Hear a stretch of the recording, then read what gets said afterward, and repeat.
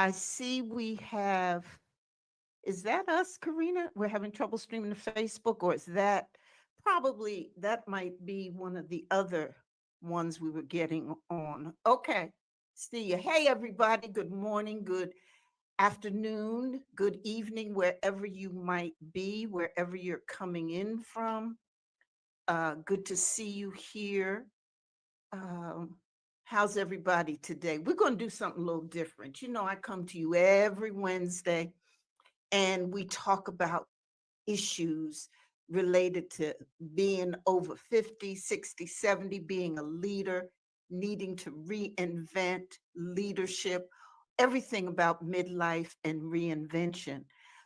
Today is a special treat because I really want to spend some time talking to you about an icon, Rosa Parks. Yes, when we talk about leadership and the kinds of things that people do who have an impact on our lives, she's one of the people I know pops up in your mind.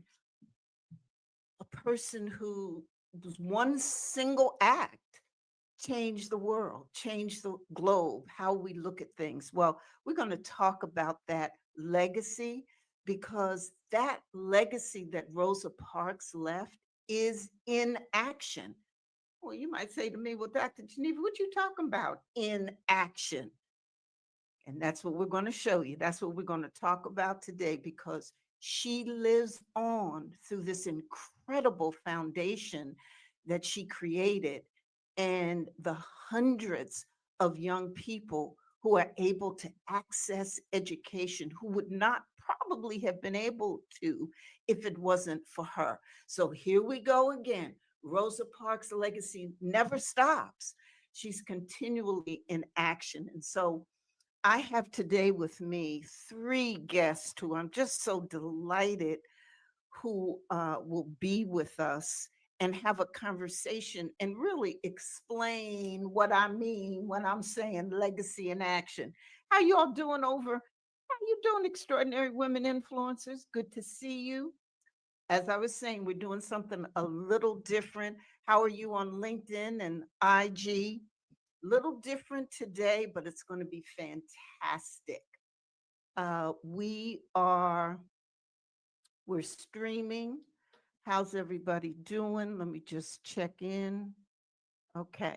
So listen, let me first bring up someone who I've known for years. In fact, ever when I first stepped into Detroit, Michigan, he was one of the first individuals that I met, and we've worked together through the years. And you'll recognize his name, Dr. Ike McKinnon, who's was the former police chief in Detroit, is now retired, but he's a college professor. I want to bring him to the stage to say hello and good morning. Good morning, Dr. Geneva. It's I really am, good to see you again. it is great to see you. And I want to say a special thank you for joining us this morning because you and Pat are celebrating your 50-year anniversary. Is that right? That's absolutely true. And I love the way you put that, that's 40s, 50s, 60s, and 70s. You didn't say anything about 80s, because that's Yeah. me. Well, I'm telling you, you looking good, and I've seen Pat, and she looking good, and it Well, she's must. not 80, so I married a young woman. So. Well, I know that, but the two of y'all look good, Well, and thank so it you. must be that good living and good service that you continue to give. Thank you. Thank you. So I'm so delighted that you're here with us. And then I want to also bring to the stage, I'm just so delighted with everyone I have today. I want to bring the chair of the board of the Rosa Parks Scholarship Foundation. You heard me say that Rosa Parks' legacy lives through her foundation. Well, the leadership of that foundation is so very important. And so let's welcome Jim Rosenfeld, who's here with us today, who's not only the chair of the board of the Rosa Parks Scholarship Foundation, but also is an attorney with Butzel. How you doing, Jim? I'm doing great, Dr. Geneva. Thank you so much for inviting me and inviting us and for this is facilitating the mission of our board and our foundation. I know we're going to touch upon. We've got a little event coming up, our 45th anniversary gala, and we appreciate all the help that this provides and anything that you've done to assist us with that process. It's great to be here today and to speak with you and the folks that you're connecting with. Thank you so much, Jim. And if anybody has any questions or comments as we go along, please drop them in the chat, whether you're on LinkedIn or Facebook or IG. And how you doing, Ames? Good to see you over in Extraordinary Women Influencers. We're doing something a little different today, but it's going to be even more exciting. If you want to see our guests, you can jump on over to YouTube or Facebook, but then the recording is going to be available. So please continue to stay with us. And then last but not least, a name that all of you are familiar with. This friend of mine has been a warrior and a leader for a long, long time in our community. We love her. Currently, she's deputy director at the Michigan Department of Labor and Economic Opportunity. She also is a board member of the Rosa Parks Scholarship Foundation and the immediate past president and a recipient of the Foundation Scholarship Award. So we're going to hear all about that. Let's welcome Kim Trent. Listen, I am so pleased to be I am in high cotton today. I am around some really, really impressive people. I'm so proud to be able to call you all friends. So what a wonderful way to start the day. Well, we're delighted that you're here and all of us. So, I just want to get started because, the first question I want to ask each of you is when you think about Rosa Parks, because that's what I was saying in the intro, what is the first word or feeling that comes to your mind? I'll jump in on that. It's kind of trite but basic, but just justice. Justice hits me. And it's not always, we know it's not easy finding it. It's not easy, even when you think you're in sight of it, to have it actually occur. Her ability to take a role in it and to see it through just is inspiring, and I think is the essence of what we're trying to get to, isn't it? Justice. Justice, yes. What about you, Ike? What pops into your mind when you think about Rosa Parks? Dr. Geneva, it's so much. I rode that same bus. I'm from Montgomery, Alabama. That's the bus that she refused to give up her seat on. And I remember my dad and I and my brother would ride that bus every Sunday, the Dexter Avenue bus. And I remember specifically, you would step onto the bus, and the bus driver would take your money, and then he would say, "Okay, get off," and you would walk to the back of the bus, and you would sit there, and that stayed with me. And I was 9 years old at that time. And so in 1953, my family moved to Detroit. And of course, when the incident occurred in 1955, it was so touching for me. And then I got to meet Miss Parks when I was police chief. There's a long story there which I won't go into, but it was so touching for me to have that conversation with her afterwards and to talk about that bus. And then, when we have the function next month, I took my family, my sons and my wife and my granddaughter, and we all got on the bus, and it was very emotional for all of us. So there's just so much, as the people will see when they come to the foundation function. So it was that. Those are the things that I see or think about first when I see or hear the name Rosa Parks. Oh my goodness, thank you for sharing that story, and you bring up such an important remembrance here of actually seeing the bus, which of course, as we know, that bus is at the Henry Ford Museum. And on November 1st, buy a ticket, you'll be able to come and see that bus. And we're going to talk some more about it, but be able to take the photos of that bus. And so that's what you rode as a youngster. So I know the you going to the Henry Ford Museum, I'm sure that's just such an emotional um kind of thing for you. Dr. Geneva, it was very emotional for me and for my granddaughter, who at the time I think she was about 12. She was doing a project for her school.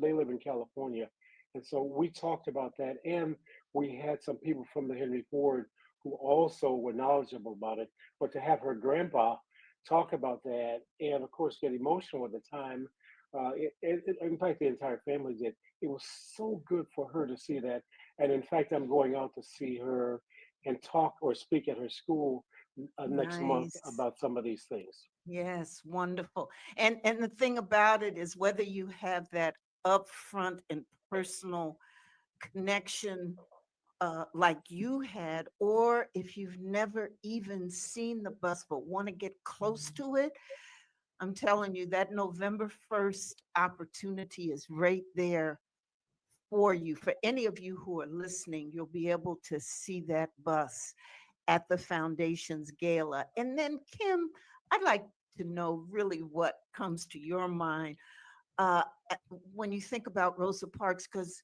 you knew her.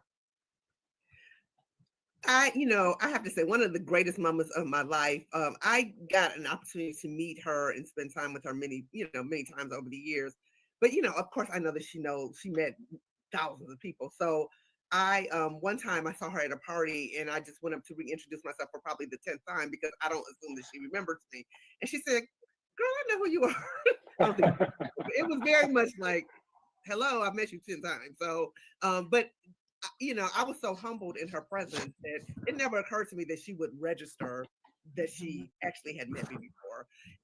I did get an opportunity as a Rosa Parks scholar because I think, the only person on this call who actually received a Rosa Parks scholarship. Mhm. I did have an opportunity. Every year she attended our luncheon. We have an annual luncheon where we distribute our scholarships. And I had the great honor of picking her up at her home. And obviously, just a memory I will never forget, picking her up and taking her to the luncheon and then returning her to her home Mhm. after the luncheon. So, I mean, to have that opportunity when I was 19 years old, and Oh then my over the goodness. years to continue to have other one story I don't think I've ever shared with Jim or Ike or you, Geneva, is um, one time John Lewis came to Detroit and was with his first book and Uh-huh. was doing a book tour. And I was I was working for Congresswoman Carolyn Cheeks Kilpatrick of blessed memory at the Mhm. time. And she assigned me to accompany Congressman Lewis throughout the city. And the last stop we had was at Fellowship Chapel.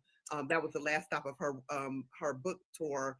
And I surprised him, I mean, his book tour, I surprised him with a visit from Rosa Parks. Rosa Parks showed up, Oh and my to see goodness. those two giants like hug each other and be Oh so my happy to be in gosh. each other's presence. Sometimes I forget that I've had things like that happen. That's right. You've had a wonderful, wonderful career and experiences. Oh my It was goodness. I mean, that's a moment that's so indelible. And really, I actually had kind of forgotten about it until Congressman Lewis died. I said, "Oh, wait a minute, I forgot we got Rosa Parks to come to his book signing," and he just was so thrilled. It just made his entire probably month to be able Yes, to I'm see her, sure. especially because he didn't know she was coming. So. Right. And so what a wonderful memory. Thank you for sharing. And since you are a recipient of the foundation scholarship, what's that about? What does it mean? What tell us about the scholarship and what it means to you?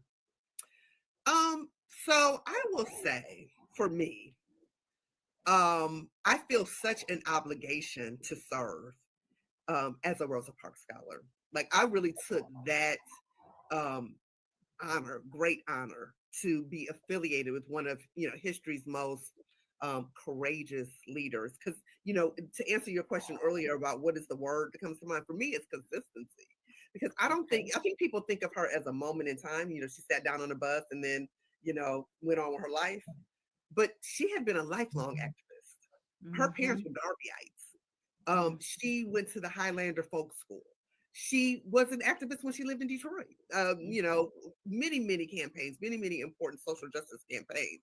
So I am inspired, of course, by that moment on that bus in 1955. But I'm more inspired by the fact that she never wavered from her absolute commitment to the liberation of all Americans. You know, she understood it wasn't just the fight for Black liberation, that, you know, our great nation that is founded on these bedrock principles has an obligation to live up to those principles for all Americans and not just the some. And consistency is what I so admired in her. And I believe as a scholar, I have an obligation to continue her work. That's right. Thank you so much for sharing that. So let's just, so what would, if Miss Parks were sitting here today, and Jim, I want to ask you this, and what do you think she'd say about the young people who are receiving this scholarship, this legacy? What would she be saying? Well, I think following from what Kim was saying, I think she'd be deeply appreciative of these young people. While perhaps not yet, we'll see. They may or may not create or set in motion societal altering behavior as she did.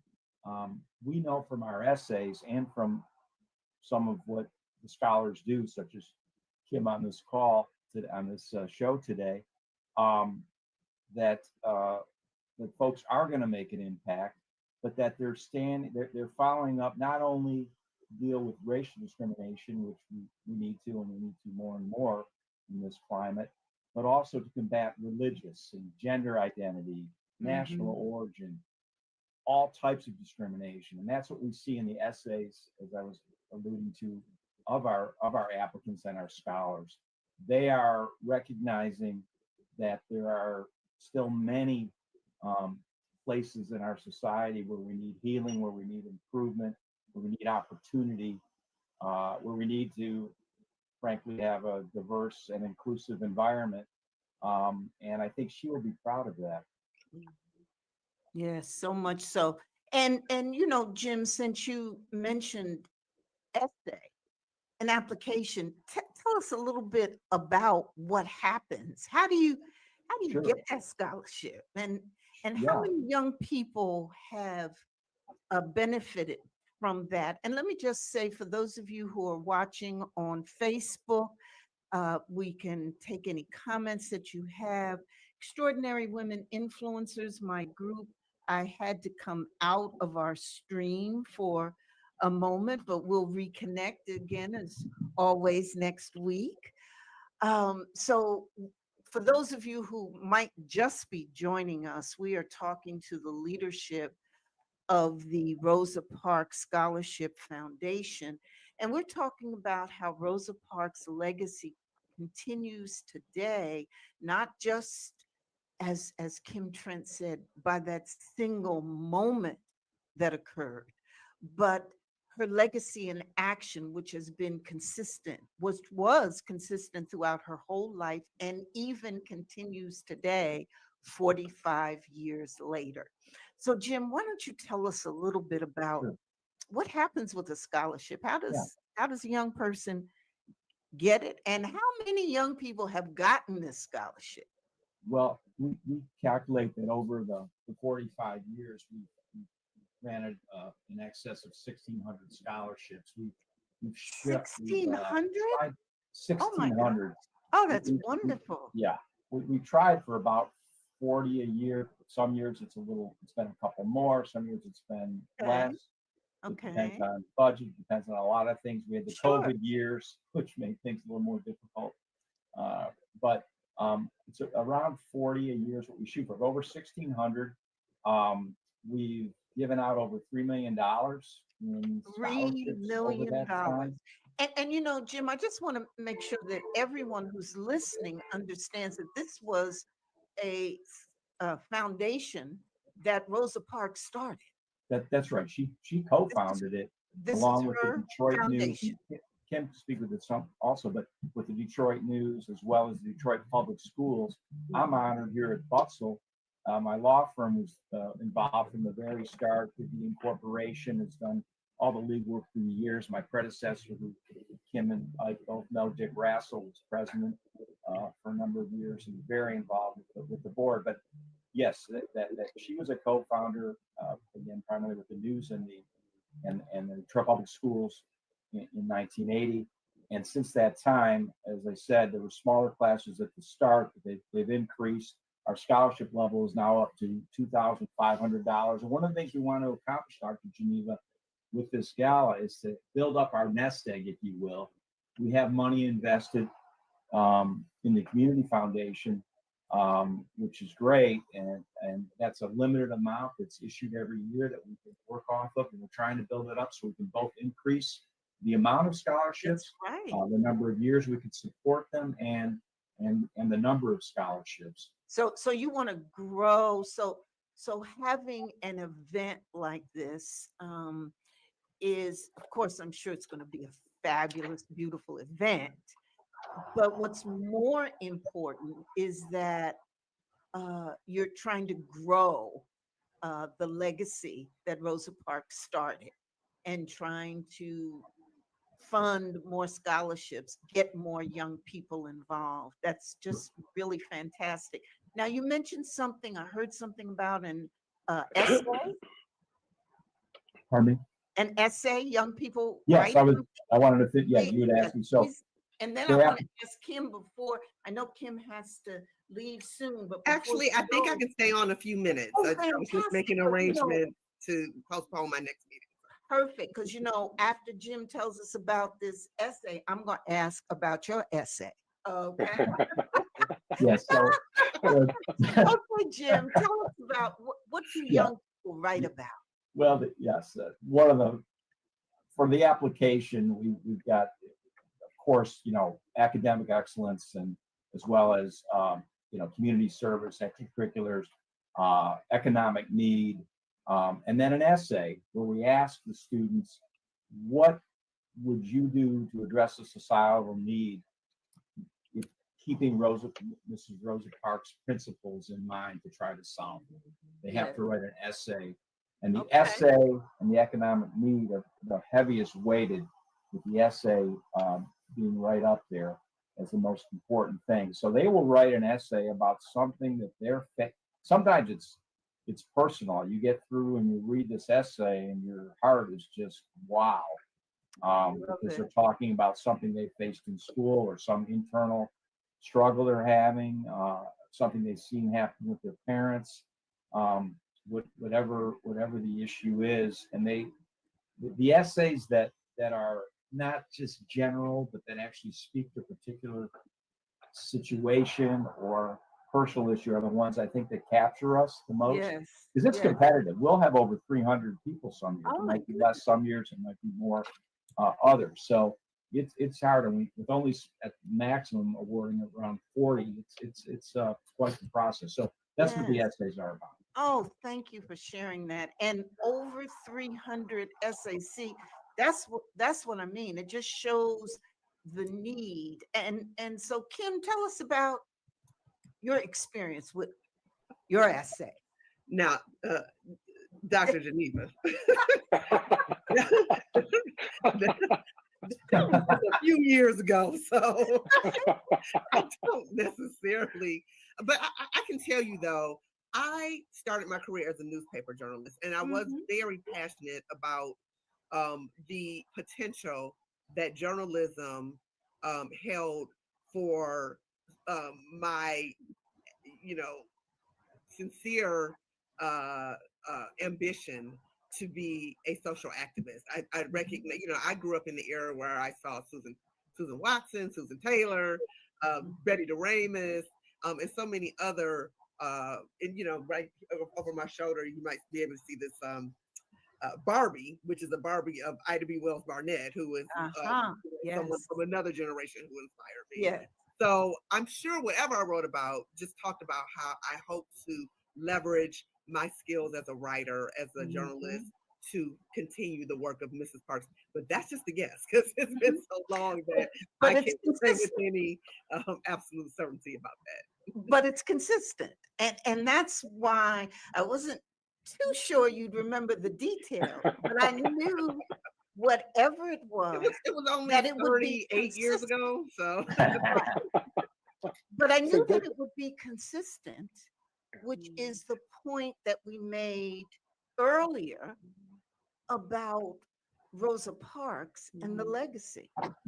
and Dr. And, Geneva, if I and might, that's if why, I might, and I'm coming to you because okay, I think that your connection, because you've been with the foundation for quite a while, and we've been sharing some stories and yes. hearing some things, but I really want to hear from you about what are the what something that you remember that you Let me can take a share step that back. really So makes this foundation matter. it's really great to hear this and to hear what Kim has said. I think I've shared this story with Kim and Jim. So when I was police chief, I remember I was home one night and I received this call from a police officer who said, "Chief, now please listen to me. Like what I'm telling you this." He said, "I said yes." He said, "There's a woman by the name of Rosa Parks who who was just robbed." He said, "And you know, we don't know what to do." I said, "Excuse me." I said, "Rosa Parks was just robbed here in the city?" He said, "Yes, who is she?" I said, "Oh my God, my God." I said, "Oh, just let me take care of it." So Mhm. I jumped in my car and I drove over to Miss Parks' house.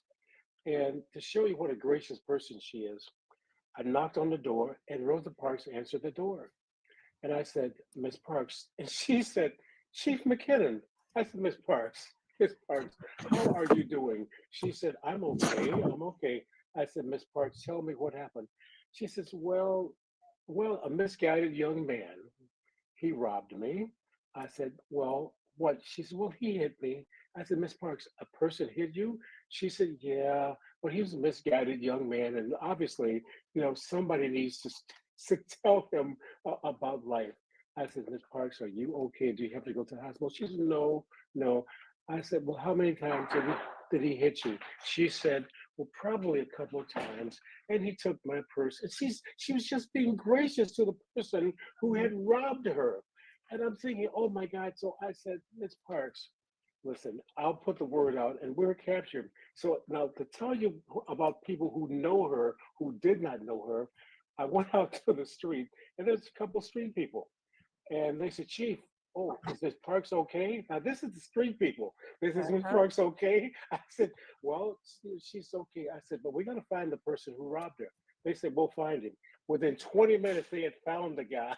you Oh, know? really? Oh yeah, oh yeah, and of course, I mean, he suffered as a result.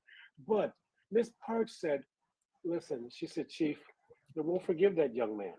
And I'm Mhm. thinking, think about this situation. Here's this lady who went through this horrible situation in Montgomery, and she Mhm. survived through this. And here she is in Detroit, and this happened. And I said, "Miss Parks, this is wonderful." She said, "Chief, listen," she said, "we have to forgive those who make mistakes." And obviously, that's a mistake.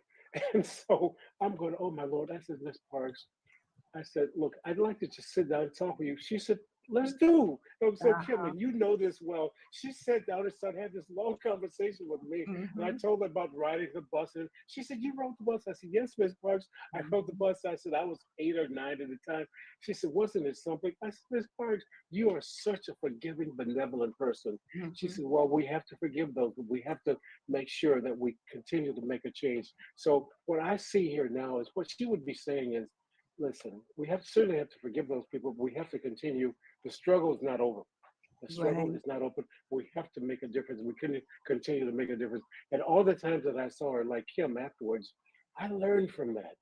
And Yes. and I had a similar conversation, Kim, with John Lewis in his office about that. Mhm. He said, "Wasn't she a wonderful person?" I said, "Yes, she was. She Mhm. was a wonderful person." Mhm. But it's so great to know, to have an interaction with Miss Parks, to know her Yes. there. Yes. Thank you for sharing that. And again, I think these stories and these memories that you all are talking about really, um, really point out why she is a legacy in action. An icon, an and icon. and and just continues. Yes, she's an icon, but the things that she did, and it's not just the moment on the bus, because of course that started, so many of us have that, we know that, we believe that it just creates something in us, we feel it. But through the scholarship program, through the foundation, she's continuing to impact young people every single day. So, I know we keep, look, who can tell me some of the specifics about this terrific gala that's coming up in just a couple weeks? I could jump in. Yes, We're please. having a great event at the Henry Ford, as you said, right in front of the exhibit that summarizes civil rights and other history, but focusing on that civil rights exhibit and the original Montgomery bus will be our tables will be set up in the shadow of that bus. There'll be an opportunity to go over the bus throughout. We're going to have a silent auction ahead of it. This is going to be Saturday, November 1st, beginning generally at 6:30. There'll be a silent auction. We're going to have a great lineup of speakers. I got to tell you, Dr. Neva, one of the great things about this board, obviously the two people on this call and with me today, but we also have a civil rights historian, Dr. Danielle McGuire. She's going to be on the dais giving us just a brief little flavor of some history related to Mrs. Parks. We're going to have we have a great alumni group, which Kim, of course, is a sterling example. And we're going to have Jamal Simmons, who is a national political commentator. You've seen him on CNN and his other his podcast, etc. But he's going to be speaking and talking about. Yeah, he's a scholarship recipient, right? Yes. He's an alum, a scholar alum, like Kim. We're going to have the year after I graduated from Cass Tech. He was a class of 1988 scholar. Wow. So, we're going to have him. Morehouse College and Harvard University for grad school. So very successful, very great success story. Yeah, wonderful. And he's done some great things for us. He'll be joining you, and then you have some other special guests. Some other people. Well, first off, we're going to have the master of ceremony, gentleman, Hewell Perkins, which is incredible. Emmy Award winning. And that's right. Emmy Award winning. And he actually led one of our previous events. Great. Was Master of Ceremonies. And it's great to have him back. And we're just really fortunate to have just a fantastic 2-time Emmy and Tony Award winning actor and just an excellent person, actor Courtney B. Vance. Courtney's a native Detroiter. I happen to gone to school with him and know him, personally as just. So y'all were best buds, huh? Growing up. Well, I can name drop with him. It's not a name drop. He's a good friend, but he's graced us here. Coincidentally, of course, he's married to Angela Bassett, who actually played Rosa Parks in the movie back in the that's right first part of the century. But Courtney's very inspiring speaker. I've heard him before, and of course he was played Johnny Cochran in People vs. O.J. Simpson, and he was one of the for Law and Order, Criminal Intent, The Preacher's Wife, Hunter Red October, and he's a very ingratiating, and it's just so wonderful him to come out and speak to us. So we have just a great lineup. So folks, when they come, will not only have the opportunity to bid on some cool auction items. Ike has helped us we've got wonderful jerseys, like Jared Goff's signed jersey from the Detroit News. We got Wings, we got Tigers, we got a Pistons basketball sign. So we've got all kinds of stuff in that, some artwork. So we've got the silent auction people participate in, and then there's going to be, again, the event going over the bus at any time. And actually, the thing is, Dr. Geneva, we have free run of the museum. Henry Ford has said your guests can do whatever they can go wherever they want in the museum. Okay. So that's another plus for Very the good. evening. We'll have a Well, it DJ, sounds we'll have like some dancing. I mean, it's going to be a fabulous, fabulous evening. And again, going to have a good time, but it's about the purpose and why we're having people inviting people to come out. And let me tell you something that I'm really thrilled about extra. Well, I mean, Courtney Vance, Hugh Perkins, the Henry Ford Museum, the bus, the leadership of the foundation, which is extraordinary, been working on this 45 years, over 1,600 students, all of that's great. And also a member of the board is Rosa Parks' great niece. And hopefully she'll be joining us on one of these lives. But I think that is just so special. I mean, it just, for me, says, listen, this is real deal. This is authentic. We have a member of Rosa Parks' family on our foundation who's with us. So we are just thrilled with the event and everything that's happening. And as we're winding down, I did want to ask if you all would just tell me personally, you in your heart, in your soul, what being a part of this foundation, this legacy in action means to you.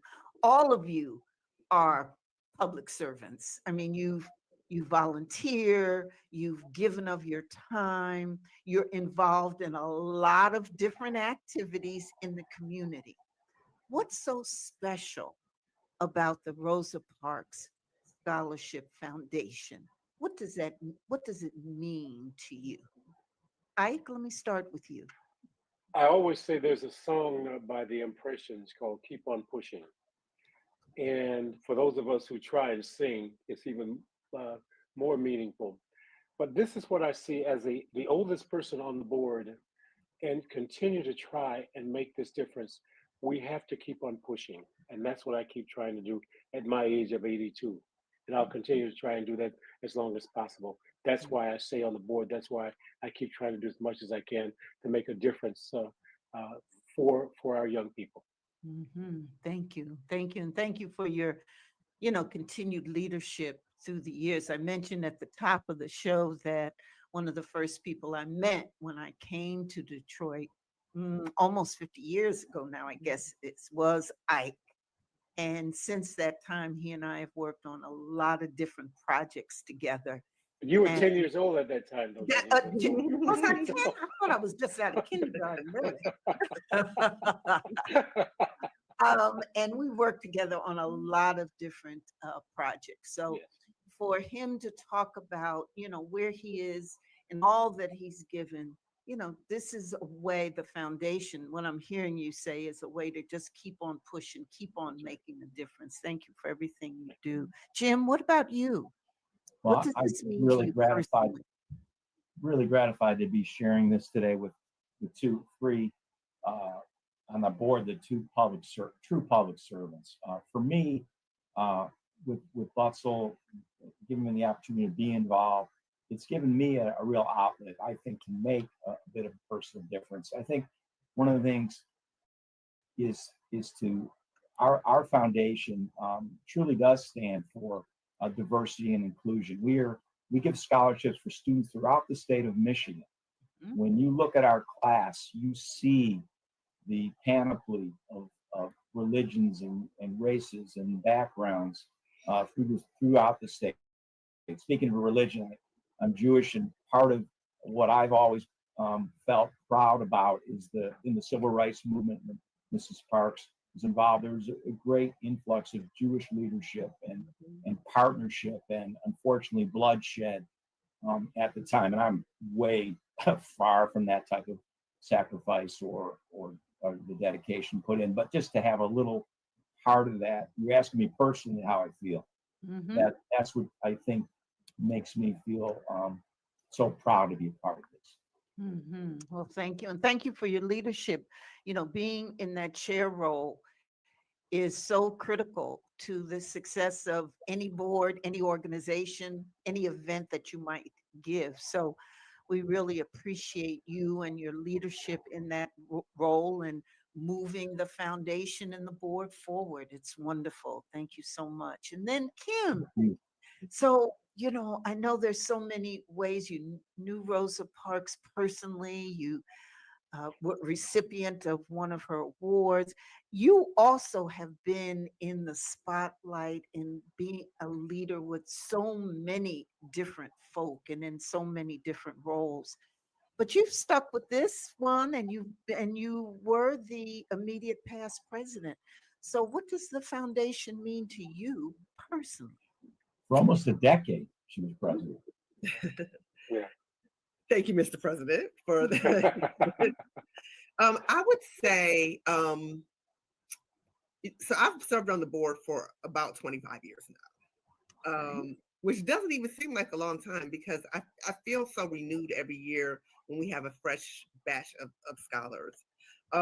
Every year we're asked to read at least one round of scholarship applications. And it just really deepens my resolve to continue to work with the board for as long as the board will have me. Because particularly in this moment in American history, um, just I'm so inspired by these young people and their really sophisticated understanding of the issues that face them and their understanding of how they can fit into providing a solution for those issues. So I can't even imagine myself. I don't know. Maybe Jim and Ike will kick me off the board one day, but No, no, no, no way. this board. I have a personal connection to it because of obviously the impact that it had on my own life. But I know just from reading those scholarship applications, we have so many scholarship candidates who have already beaten the odds in significant ways. I mean, people who are in foster care, people who come from extreme poverty, who get straight A's in school. Like, how do they do it? I'm so inspired by them.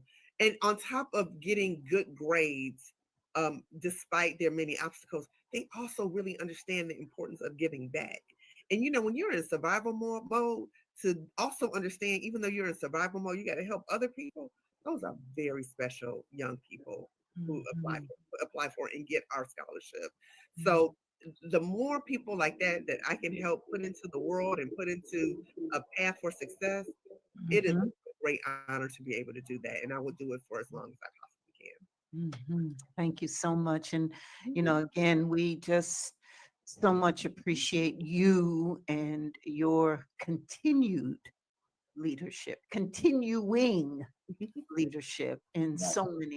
so many different ways. And, I just want to remind everyone who's listening that you can be a part of this movement that is keeping Rosa Parks' legacy alive in the hearts and souls of young people all across the state. You can be a part of this on Eventbrite. Is how you can sign up and get your tickets and come to this fun, really great event with auction items and good food and being in a place of history, at the museum where the original bus is, and also be there with folk. We have some terrific sponsors for this event, and being there and hearing from Courtney Vance and Hewell Perkins and the great niece of Rosa Parks and Dr. McGuire. So many folk will be there and will be, it's a place to be. You know what I'm Yeah. saying? It's a place to be. But You go to- and some of you, I got a question, a comment about okay, yes, you go to Eventbrite. Eventbrite, and you'll see it right there. The tickets are there.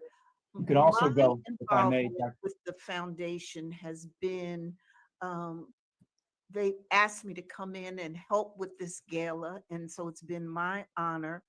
But I've also had the chance to see them up close and personal, and watch their dedication, watch how they really, really care.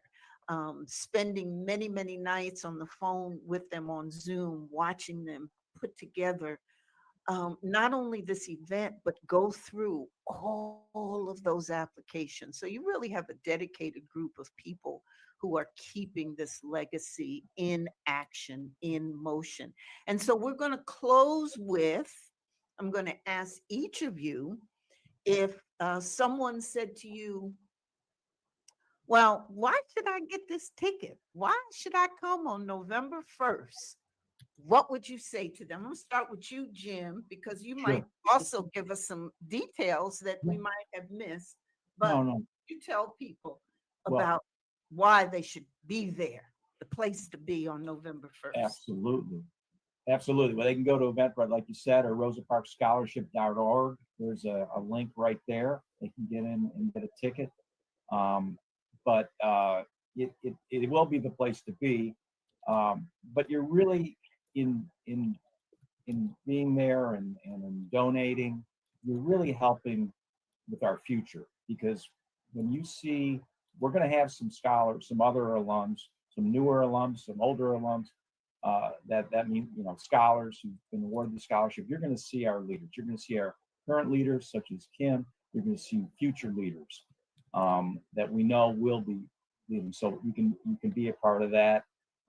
You'll have an opportunity, and I just wanted to mention one of the other points in the program. We're going to recognize Mr. Luther Keith, who was on the board for a long, long time, and overlap between the Wayne State Journalism Institute and what he did there for media diversity. And unfortunately passed away suddenly earlier this year. We're going to have a salute to him also. Just another example of the leadership we've had, of course, Rise Detroit. So you'll be able to have an evening where you get to see folks that and really an enjoyable time, but you'll be making a difference in some young people's lives. And I think that's crucial. That's really important. Thank you, Kim. Why should someone come? Why should somebody be there, be in the house on November 1st? Well, first of all, they should be there to see how chic Dr. Geneva is going to be. All right. We know she's going to be fly, I'm going to right? keep up with you.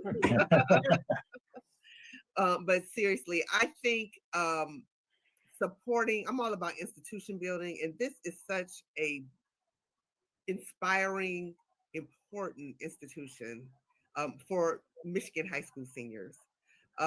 So they're going to have a great time. They're going to hobnob with Hollywood celebrities. They're going to hear, inspiring stories from former scholarship winners, but they will leave with the satisfaction of knowing that their support will sustain this really important organization. And, our goal is for this to continue forever.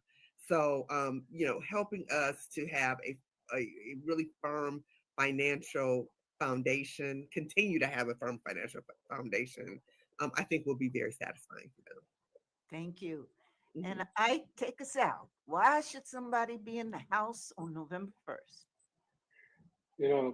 There are a few icons in this world that we can look up to and say, this person has made a difference and will continue to make a difference.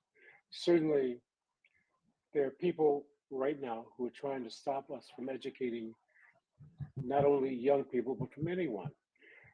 This is an education of being there and seeing what actually occurred, not to seeing the Rosa Parks on the bus, but seeing the bus or talking to people who acted, who saw and tried to make a difference, and who continue to try and make a difference.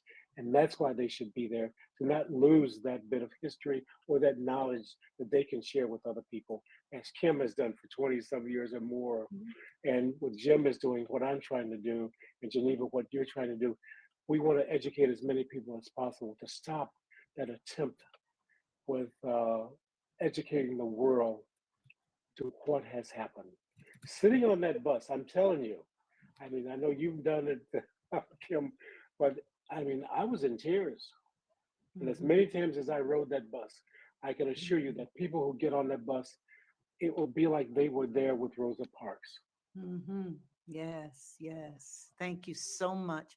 Well, again, let me express my appreciation and gratitude for each one of you taking the time out of your very busy schedules to come and share uh, how folk can be a part of this movement and what you've done and how you're keeping not only the Rosa Parks legacy alive, but also keeping it in action through young people who will benefit and will make a difference. So thank you once again, Ike McKinnon, Jim Rosenfeld, Kim Trent, for being here, the leadership of the Rosa Parks Scholarship Foundation Board. Thanks so much for being here with me this morning.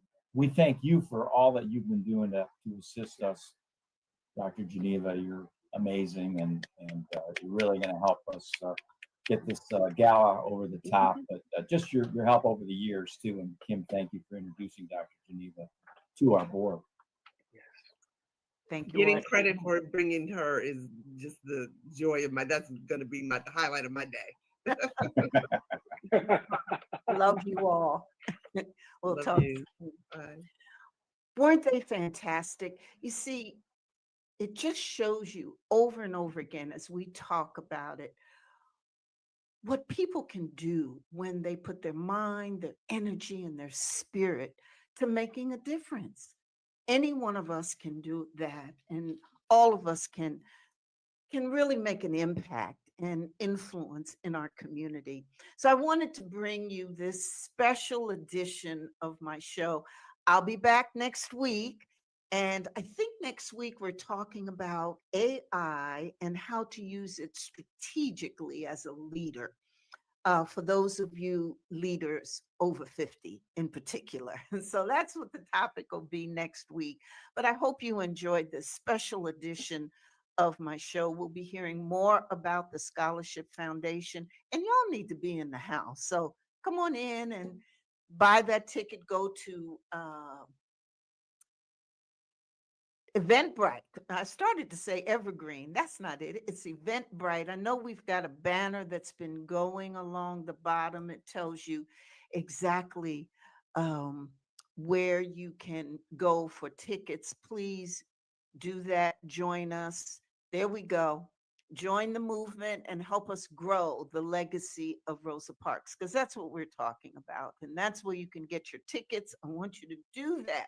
I want to see you there on November 1st. See you all next week. Thank you.